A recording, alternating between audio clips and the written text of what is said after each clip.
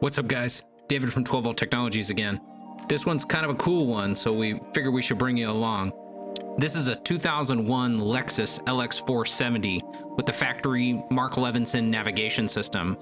If you have one of these, you know how much of a challenge they can be to upgrade.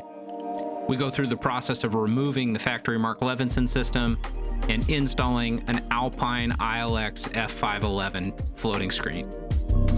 This is a mostly manual process where we have to remove the factory Mark Levinson climate control system and then wire by wire do the conversion to the non-navigation climate control bezel. You can see we have the new bezel installed here. We're just testing out all the functions. Once we know that everything's operational, we can focus on building the brackets and getting the chassis of the new radio mounted.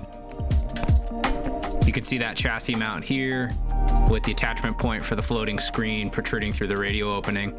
Doing this conversion requires us to remove the factory Mark Levinson amplifier from the vehicle, so we're just panning over our power wire run. You can see this runs down to where the factory Mark Levinson amplifier used to live. This is where we installed a bunch of Audio Frog amplifiers to power the new speakers in this car.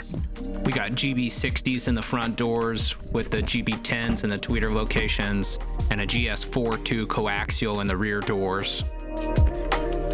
And here it is all mounted up, an Alpine Halo floating screen and a Lexus LX470. If you guys like what we're doing here, go ahead and leave a like and subscribe for more content like this.